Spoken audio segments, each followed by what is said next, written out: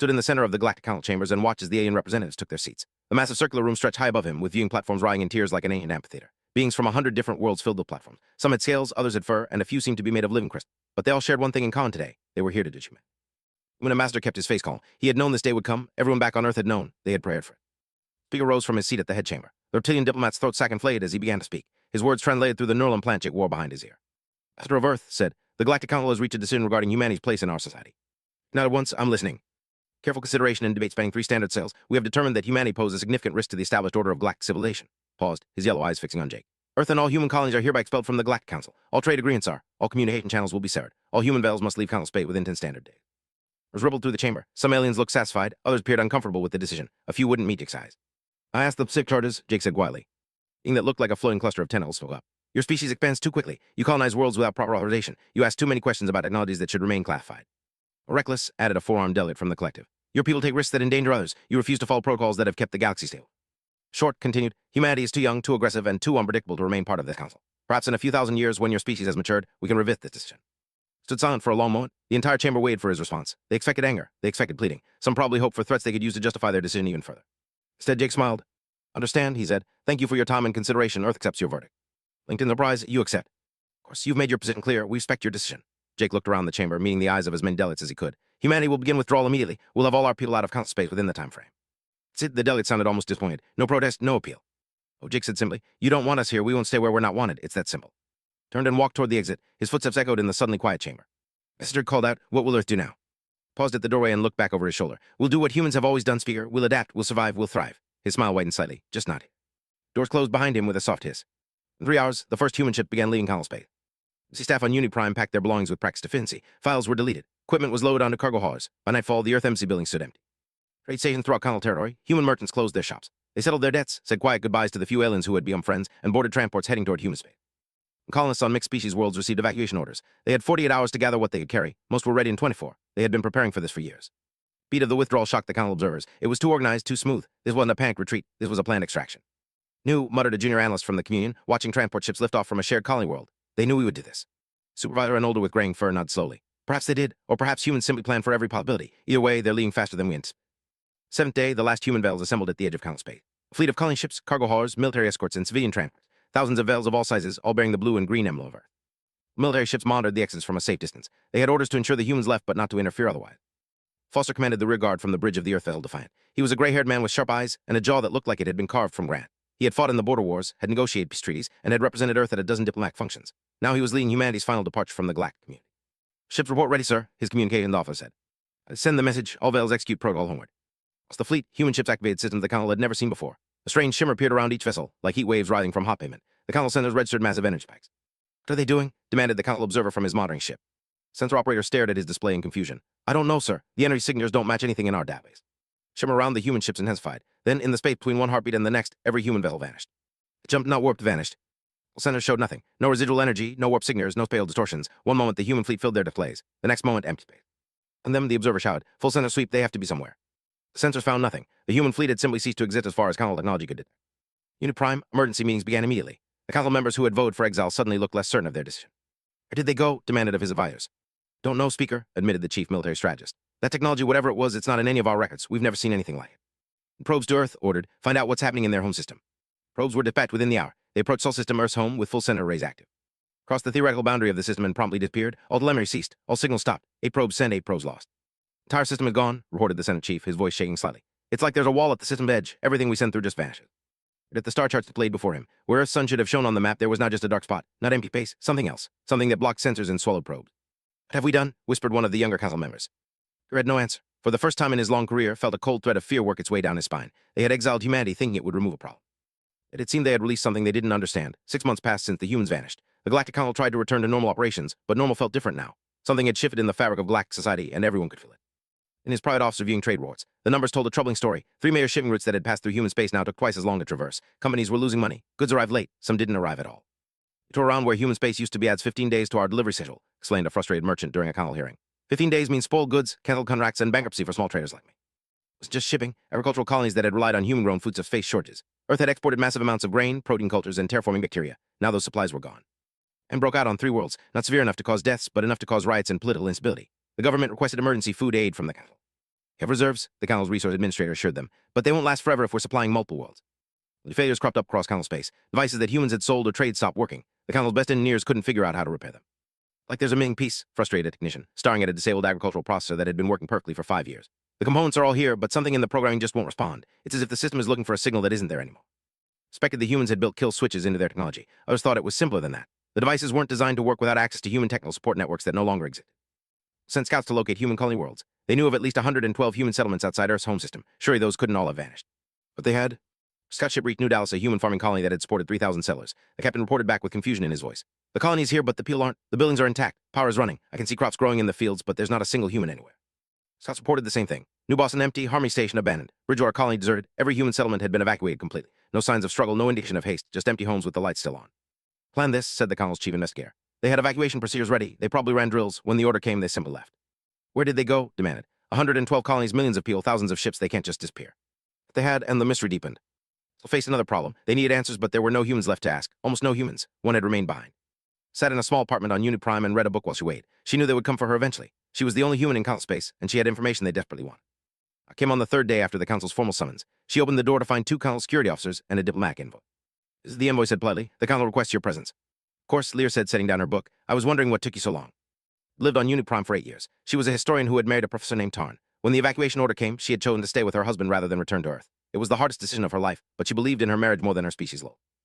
The chamber felt cold and empty with just a few dozen members present. This was an informal session, not a full gathering. Sat at the center, looking older than he had 6 months ago. As he began, thank you for coming. Did I have a choice? She asked mildly. Of course, you are not a prisoner, gestured to an empty seat. Please sit, we simply have questions. Sat down and folded her hands in her lap. I'll answer what I can. Did they go? The question came from a delegate. Where did your peel go? Why, Lear said simply. It's not an answer. It's the only answer I have. I don't know their destination. Very few people did. That was intentional. Forward, but you know something. You're human. What most humans knew, Lear said. That this day would come, that the Council would eventually decide we didn't belong, and that when it happened, we would leave. Expected this, another delegate sounded offended. That's absurd. Smiled sadly. Is it? Humanity has been expelled from communities before. We have a long history of being the outsiders, the strangers, the ones who don't quite fit. We learned to read the signs. What sign? Asked. You spoke to us, the way you voted on our proposals, the restrictions you placed on our expansion, the investigations into our technology. Lear counted on her fingers. You were always suspicious, always watching, always waiting for us to prove we were dangerous. We're expanding too quickly, the delegate protested. You were taking risks. We're exploring, we were growing, we were being human. Lear's voice remained calm. But you saw it as a threat, so we prepared for the inevitable. Technology that made your ships disappear, said. What was it? Know the technical details. I'm a historian, not an engineer. Lear paused. But I know it was something we developed on our own without Council oversight. We knew you wouldn't share certain technologies with us, so we made our own. Chamber fell silent. The implications hung in the air like smoke. Been developing secret technology? A delegate looked horrified. That's a violation of Council law. Not part of the Council anymore, Lear pointed out. And technically we developed it in our own space under our own authority. We never signed any treaties forbidding independent research. It was right, and they knew it. Humans had been careful about which agreements they signed. Reserve asked quietly, what happened to your home system? Still there, Lear said. You just can't see it, can't reach it, can't find it. How is that possible? You underestimate us. Lear's smile turned sad. You thought humanity needed the Galactic Council. You thought we were dependent on your trade, your knowledge, your approval. But you were wrong. Stood up and walked to the large window that overlooked Uniprime cityscape. Lights twinkled in the twilight, a million beings from 100 worlds living together. And he was never dependent on you, Lear continued. We were being polite, we were being good neighbors. We were trying to fit into your society because we thought that was the right thing to do. She turned back to face them. But we always had a backup plan. We always knew we might have to stand alone. Saying everything we saw, said slowly. The colonies, the trade, the diplomatic relations, that was all just humanity playing along. Playing, participating, there's a difference. Lear walked back to her seat. We genuinely wanted to be part of the galactic community, but we also knew it might not work out, so we prepared. Prepared how? Demanded the delegate. Building things you never saw, developing technologies you never knew about, creating infrastructure in places you never looked. Lear met each of their eyes in turn. You saw the front room of humanity's house and thought that was everything, but the house is much, much bigger than you realized. Where are they now? His voice was almost pleading. What are they doing? Lear said simply. Thriving probably, building their own civilization on their own terms, free from council oversight and restrictions. You? Asked a quiet voice from the back. Why did you say? Smiled genuinely for the first time. Because I love my husband and because someone needs to tell you the truth, she looked at. You didn't exile humanity's sphere. You freed us from the burden of conforming to your expectations. In a strange way, you did us a favor. Council member exchanged uncomfortable glances. This was not the conversation they had expected. We contact them, asked, can we reopen negotiations? Oh, no, Lear admitted. Maybe, but probably not. Humanity made a clean break for a reason. We're done asking for permission to exist. Stood to leave. If there's nothing else, I'd like to go home. My husband is making dinner. Took her away. As Lear walked toward the exit, he called out one more time. Ms., if you were humanity, would you forgive us? Paused. That's the wrong question, Speaker. Forgiveness implies you hurt us. But 20 years had passed since humanity vanished. A generation of young aliens had grown up hearing stories about the mysterious humans who had once walked among them. Some believed the stories were exaggerated. Others thought humans were just myths like ancient legends told to children. The older generation remembered. They remembered the human merchants who always kept their word, the human engineers who could fix anything, the human diplomats who spoke plainly and honestly, and they remembered the day humanity simply disappeared. He had changed in those 20 years. The Council struggled with problems that humanity used to help solve. Trade routes remained inefficient. Technology that humans had shared slowly degraded without maintenance, and strange stories began to circulate from the frontier region. Nor of the merchant vessel Bright Prod heard one such story while dying at a remote trading station. An old miner, drunk on fermented plant extract, swore he had seen a ghost ship. In design, the miner insisted, his crystalline body refracting the bar lights. I know what I saw, old earth markings on the hull. It appeared from nowhere, scanned my ship, and vanished again. Dismissed it as alcohol-induced fantasy. But 3 days later, while hauling cargo through an unclaimed sector, his sensor operator called out in alarm. Now I'm reading a L on intercept course. It just appeared, no jump signature, no warning. Screen, or ordered, showed a sleek ship of unfamiliar design, but painted on its hull was a symbol recognized from history files, the blue and green emblem of Earth. Tell them, he said quietly. Response came. The ship matched velocity with the Bright Prophet, ran what appeared to be a full sensor sweep, then accelerated away. In 3 seconds, it was gone. Simply gone, exactly like the old miner had described. Did anyone else see that, or asked his crew? And they had recorded it. The footage spread quickly through the merchant networks. Other captains came forward with similar stories, brief encounters with human ships in deep space, always watching, never communicating, gone before any real contact could be made. They'll dismiss the reports as center glitches or misidentifications, but the stories kept coming. Small agricultural colony called Haven's Rest, disaster struck without warning. Plague swept through the population. The colonists had been experimenting with gene-modified crops and something had gone wrong. The infection spread quickly and conventional medicine had no effect. The governor sent desperate meds to the council, but help was weeks away. The death toll climbed each day. The medical staff worked until they collapsed from exhaustion, but they were losing the battle. The 7th day of the plague, a ship appeared in orbit. No warning, no communication request. It simply arrived. A single shuttle landed at the colony's main medical center. The hatch opened, and a human woman stepped out. She wore simple work clothes and carried a metal bag. Her dark hair was pulled back in a practical bun, and her brown eyes assessed the situation with practiced efficiency. Name is, she said to the shocked medical staff. I'm a doctor, I can help. She physician stammered in surprise. You're human, we thought. Everyone said you were gone. You're gone, said, walking past him into the medical center. But that doesn't mean we stopped paying attention. Where are the infected? Worked for 36 hours straight. Her treatments were nothing like standard conventional medicine. She used techniques and compounds that the local doctors had never seen. She moved from patient to patient with mechanical precision, administering treatments and adjusting dosages. What is that medication? Asked a young nurse, watching inject a patient with a glowing blue substance. The antibody complex targets the infection directly. Move to the next bed. You need to stop using genetic modifications on your crops unless you understand the ecological implications. This plague started because your modified grain produced a protein that mutated local bacteria. Did you know that? The chief physician looked amazed. We just figured that out yesterday. Didn't answer, she just kept working. 3rd day, the plague was contained. Patients who had been dying were recovering. The medical staff watched in awe as prepared to leave. The governor called out, rushing to the landing pad as boarded her shuttle. Please stay. We want to thank you properly. We have questions. The council will want to meet you.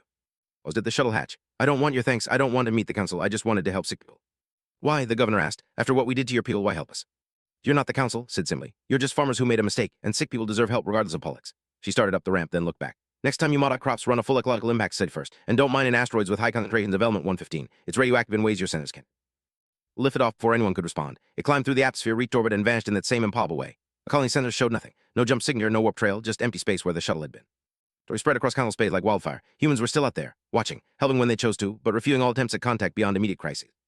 Incidents followed. Pirate fleet tagging a civilian transport found itself disabled by unknown weapons before human ships appeared, repaired the transport's engines, and vanished again. A mine colony trapped by a collapsed tunnel system was rescued by human engineers who appeared without warning, cut through solid rock with advanced tools, pulled everyone to safety, and left before anyone could even get their names. And stayed studying a dangerous anomaly, received a burst transmission with detailed warnings about spatial rifts they hadn't detected yet. The message was unsigned, but the transmission protocols were human. Following the warnings saved the station and everyone aboard. It was clear, humanity hadn't abandoned the galaxy. They were still watching, still intervening when innocent lives were at risk. But they did it on their own terms, and they refused to engage in any political or diplomatic context. Elderly and nearing the end of his term as council speaker, called an emergency session. He stood before the assembled delegates, his movements slower than they had been 20 years ago. Must face the truth, he said. Humanity did not disappear. They simply stopped pretending we had any authority over them. Violating council space, protested a younger delegate. They enter without permission, interfere with local situations, and leave without accountability. Saving lives, countered a representative. I benefited from human intervention during the grain crisis. Without their help, thousands would have starved. It's not the point, they insisted. They're acting without authorization. Authorization from whom? Lear spoke from the visitors' gallery. She was older now, with gray streaks in her hair, but her voice remained strong. The council exiled humanity. You told them to leave. They left. Now you're upset that they won't ask permission to help. Said Wearley, you know what we're trying to say. Lear agreed. You want humanity back under council jurisdiction. You want oversight. You want control. She stood up. But that's not going to happen. You taught humanity a valuable lesson. We don't need your permission to exist. We don't need your approval to do what we think is right. Humanity will just continue to appear and disappear at will, asked another delegate. Lear said, they'll help when they can. They'll protect innocents. They'll stop predators and fake threats. But they'll do it when and how they choose, not when you tell them to. It's chaos, someone muttered. Said quietly, that's freedom, and we gave it to them. He looked around the chamber at the assembled delegates. I've spent 20 years thinking about what we did, about the exile, and I've come to a conclusion. Chamber fell silent, waiting. Didn't exile humanity, continued. We freed them from the burden of seeking our approval. They were always powerful, always capable, always innovative. But they were also trying to fit into our system, following our rules, conforming to our expectations. He paused. The exile removed those constraints. We didn't destroy humanity, we unleashed. What do we do? Asked a young delegate. Except reality said. Humanity exists beyond our authority. They will act according to their own judgment. Sometimes that will benefit us. Sometimes it might not, but we have no say in the matter anymore. And if they become a threat, the delegate pressed. At him steadily. Then we face the consequences of our own actions. We chose to exile a species we didn't understand and couldn't control. Now we live in a galaxy where that species operates beyond our reach. He turned to address the entire chamber. Perhaps that's what we deserve. It ended without resolution, because there was no resolution to be found. Humanity had become something the council never anticipated. Not enemies, not allies, but something else entirely. Watchful guardians who helped when they chose, disappeared when they wished, and answered to know the warning came from the edge of the galaxy. Science stayed monitoring deep space picked up signals that made no sense. Ships moving faster than anything in Council records. Thousands of them. While heading toward Council space, Ravagers had arrived. They knew where they came from. Some theorized they were from another galaxy. Others thought they might be machines created by a long-dead civilization. It didn't matter. What mattered was what they did. Consumed everything. Whole world stripped of resources in days. Population gone. Ecosystems destroyed. They moved like locusts, leaving dead systems in their wake. So mobilized its military forces. Every species contributed ships and crews. They met the Ravagers at the border of Council space in what should have been a decisive battle. It was a massacre. Weapons barely scratched the Ravager hull plating. Their shields absorbed enemy weapons like they were nothing. Kinetic rounds were swatted aside by point defense systems that never missed. In 3 hours, the Council lost 40% of its fleet. Ours retreated in chaos. Admiral of the Defense Force watched his command ship centers fill with red indicators as more veils went dark. He had fought in border skirmishes and pirate conflicts, but nothing had prepared him for this. Back to Haven Station, he ordered. Get everyone out of the combat zone. There was no safe zone. The Ravagers pressed forward, consuming colony after colony. Billions fled before the advancing swarm. Refugee ships clogged every major trade route. Tanks spread through Council space like fire. In the emergency Council session and watched the tactical display. Red markers showed Ravager positions. They were spreading like a disease across the galactic map. Need help, said a military commander. We're not equipped to fight this alone. Where? Asked another delegate. Every species in the Council is already committed. We have no more reserves. Lance fell across the chamber. Everyone knew what needed to be said, but nobody wanted to say it. Only a young representative stood. We need humanity. Words hung in the air. 25 years since the Exile. 25 years since anyone had officially contacted Earth. 25 years of pride and stubbornness. Well, come, said the commander. Why would they? We exiled them. We told them they weren't good enough for our castle. These people are dying, said another voice. It was Lyra, now elderly, walking slowly to the speaker's platform. Because whatever else you think about humanity, we never turned our backs on innocents who needed help. And you contact them? Asked. Lyra admitted. I don't know how. They left no communication channels, no diplomatic protocols. They made it clear the separation was complete. And how do we ask for help? Thought for a moment. We send a message to Earth's last known coordinates. We broadcast it on every frequency, and we hope someone is listening. Sid was composed carefully. Not a demand, not a negotiation, just a simple plea. Manny from the Galactic Council. We were wrong. We made a terrible mistake 25 years ago. We know we have no right to ask for your help, but billions are dying. An enemy we cannot defeat threats to destroy everything. Please, if you can hear this, if you still care about the innocent people of this galaxy, we need you. Message was sent, and then they weighed. Days passed, the Ravagers advanced, more colonies fell. The death toll climbed into the hundreds of millions. Fourth day, Admiral was coordinating another desperate evacuation when his center officer called out in shock. I'm reading massive failed distortions, multiple contacts appearing simultaneously across the entire theater. Ravagers and demanded. Sir, the signatures are different. I'm counting hundreds of vessels. No thousands, they're appearing everywhere at once. Fade showing space around the embattled colony world. And there, materializing from nothing, were ships bearing the blue and green emblem of Earth. These were not the vessels the Council remembered. These were massive warships, each one larger than anything in the Council fleet. Their hulls were smooth and dark, covered in what looked like adaptive armor that rippled and shifted. Strange energy patterns danced across their surfaces. And vessels, the communications officer said in amazement. Thousands of them, they're taking positions around the colony. Held them and ordered. Appeared on the screen, a human man with gray hair, sharp eyes, and the bearing of someone who had commanded fleets for decades. Admiral Foster had been young when humanity left Council space. Now he was older, harder, forged by years of building a new civilization. This is Admiral Foster of the Earth Defense Fleet, he said without preamble. We received your message. Roland said carefully, thank you for coming. We know we have no right to ask, but... Right, you don't. His voice was cold. Let me be very clear about something, Admiral. We're not here to save the Council. We're not here because we forgive you for the exile. We're not here to rebuild diplomatic relations. And why are you here? Anne asked. There are innocent civilians dying. Children, families, people who had nothing to do with the decisions your Council made a quarter century ago. His expression remained hard. We don't help because of politics. We help because it's the right thing to do. There's a difference.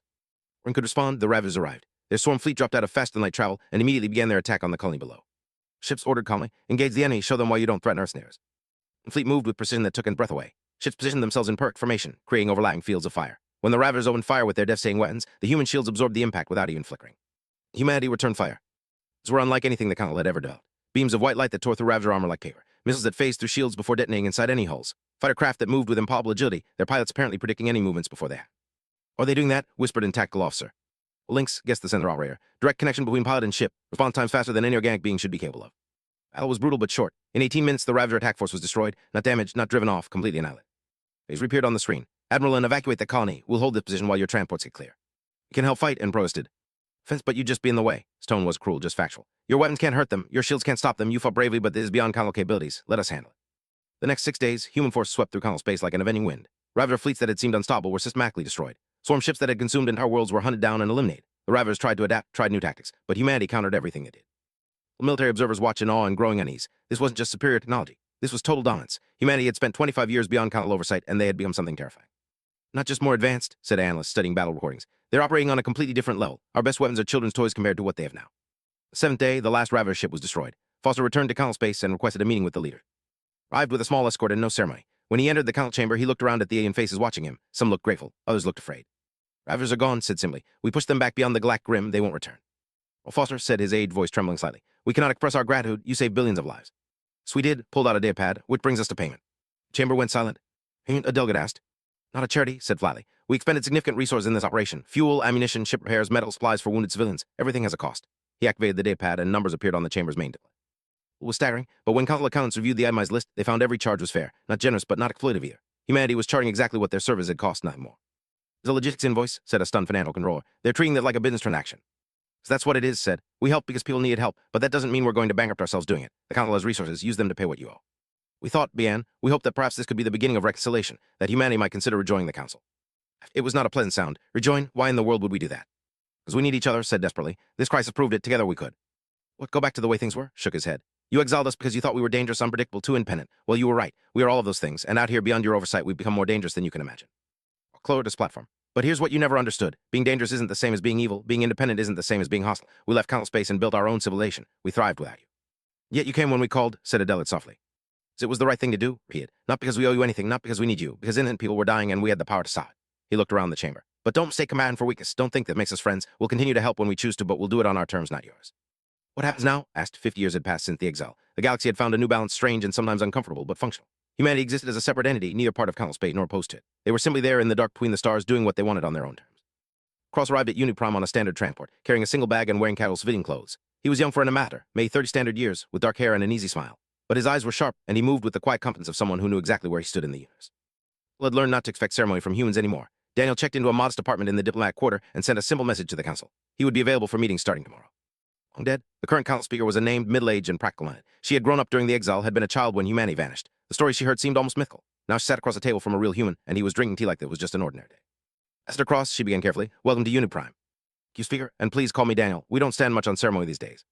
Well, Daniel folded her hands. I hope you don't mind direct questions. I prefer them. Where's Earth?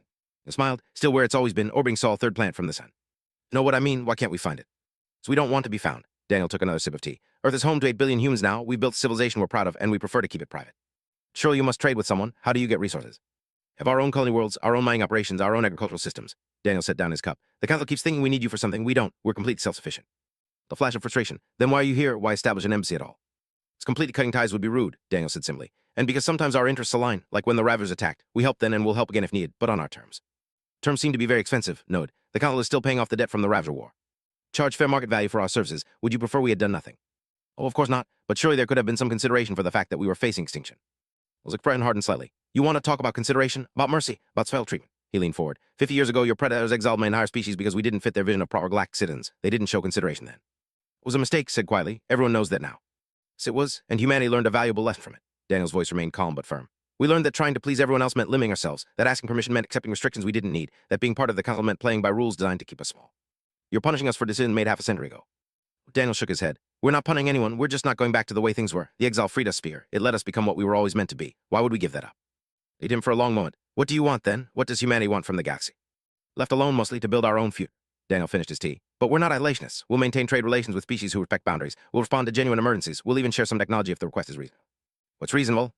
Depends on the situation. Each case is different. Daniel stood to leave. The important thing to understand is that humanity doesn't need the council's approval anymore. We don't need your permission to exist, to grow, to explore. We're not asking to rejoin your organization. We're just here to keep channels up.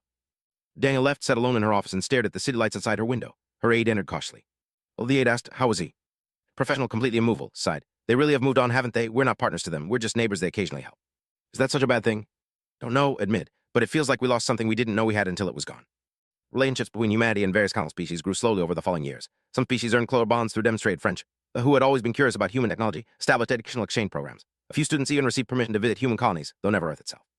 Who shared humanity's appreciation for art and literature, or in cultural centers where both species could share their creations. Human music became popular in markets, but he found appreciative audiences on human worlds. These relationships were selective. Humanity chose who they partnered with based on mutual respect and shared values. Species that had loudly supported the exile found themselves unable to establish trade agreements. Human merchants simply wouldn't deal with them. Petty complained a trade minister whose requests for meetings went unanswered for 3 years. Selective corrected his aide. They remember who their friends were and who they weren't. Situations remained different. When a mining accident trapped a colony crew, human rescue teams arrived within hours. They pulled everyone out safely, refused payment because it was a rescue operation, and left immediately. The government's thank you message went unanswered, but the miners were alive. Help because it's right, explained Lear during one of her occasional lectures at Uniprime University. She was ancient now, barely mobile, but her mind remained sharp. Not because they like you or forgive you. Humanity separated moral action from political relationships. They'll save your life even if they don't want to have dinner with you. Is that sustainable? Asked a young student. Been working for 50 years, Lear pointed out. I'd say it's very sustainable. This change was philosophical. The galaxy had operated for thousands of years on the assumption that cooperation required integration, that different species needed to be part of one big organization to work together. Humanity proved that assumption wrong. Cooperated when it suited them. They shared what they wanted to share. They helped when help was needed. But they did it all while maintaining complete independence. It was a new model, and it made many council members uncomfortable. Can't control them, admitted during a private council session. We can't predict them. We can't even find them unless they want to be found. Would we be worried? Asked a younger delegate. Lee said honestly. But what would worrying accomplish? Humanity has shown they'll protect innocents and stop prayers. They've never used their power to conquer or subjugate. They just want to be left alone. And if that changes? No answer for that. Nobody did. Jake sat in a garden overlooking the Pacific Ocean. He was old now, his hair white, his movements slow. But he still smiled when he looked at the sky and thought about that day in the council chamber so long ago. Great-granddaughter sat beside him, a young woman studying diplomacy. Were you scared? She asked. When they exiled us.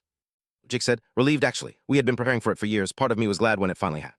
Because you didn't like them. So we didn't need them. Jake watched clouds drift past. We were trying so hard to fit in to be good members of their club, but fitting in meant making ourselves smaller. The exile let us be as big as we wanted to be. You think we'll ever rejoin the council? Laughed. Why would we? What could they possibly offer us that we don't already have? Partnership, friendship. Friends, Jake said. The species who respect us, who treat us as equals, not as probationary members waiting for approval. Those relationships are worth more than a council seat ever was. Then a ship lifted off from the nearby spaceport, heading out toward the stars.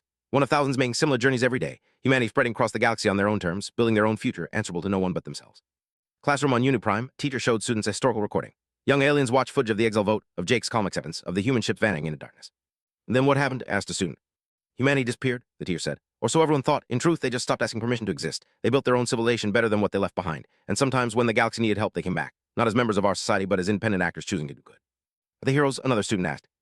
Considered the question. I don't think they call themselves that. They're just people who decide that being free was worth more than being accepted. And maybe that's the real lesson, that sometimes you have to walk away from others' expectations to discover what you're truly capable of. Beyond council space, in regions no probe had ever reached, massive structures orbited distant stars. Spheres and orbital rings, generating ships and research stations, cities that flowed between dimensions and farms that grew food using meds that seemed like magic. Human civilization spread across dozens of systems, each one a masterwork of engineering and determination. At the center of it all, Earth continued to orbit its sun, hidden by technology the council couldn't begin to understand, protected by weapons they couldn't imagine, home to billions who had never known the burden of asking permission to be great. So it voted to exile Earth. Humanity had shrugged, walked away, and built paradise in the dark. And they called it freedom. His quiet apartment on Uniprime, Daniel Cross filed his daily report. Everything was stable. Relations were cordial, no major issues to report. He closed his computer and looked out at the alien city sprawling below his window. It was a nice view, but it was home. Home was somewhere the council would never find, built by people who had learned that the universe belonged to those brave enough to claim it without asking. He had exiled humanity thinking it would solve a problem. Instead, it had freed something extraordinary. And 50 years later, the council was still trying to understand what they had lost. Humanity understood perfectly. They had lost nothing and gained everything. And that made all the difference. Considered the question. Now you pay your bill, you rebuild your defenses, you learn to stand on your own. He turned toward the exit. And if you're smart, you'll remember that humanity offered to be your partners once. You rejected that offer. Don't expect another one. Paused at the door. We'll maintain trade relations. We'll respond to distress calls if the situation warrants it. But politically, diplomatically, we're done. Humanity has moved on. I suggest the council will do the same. Doors closed behind him, leaving the council in heavy silence. At their own conscience, distant asteroid base that no council sensor could detect followed her mission report. Around her, other humans went about their work, maintaining ships, analyzing data, monitoring council space for signs of trouble. The base, a massive station, hung in the void, one of dozens scattered across unclaimed space. Humanity's new civilization, built beyond the reach of those who had judged them unworthy. Although she closed her report, the galaxy thought humanity had become legend. In truth, they had become something better. They had become free. Just revealed what you really thought of us. She looked back over her shoulder. The better question is whether humanity will ever trust you again, and I honestly don't know the answer to that. Doors closed behind her, leaving the council in heavy silence. The empty council chambers, after everyone had left, the lights automatically dimmed. The room that had witnessed humanity's expulsion now stood silent. Outside the windows, the stars shone as they always had. Somewhere out there, humanity had vanished into the dark, and the galaxy would never be quite the same.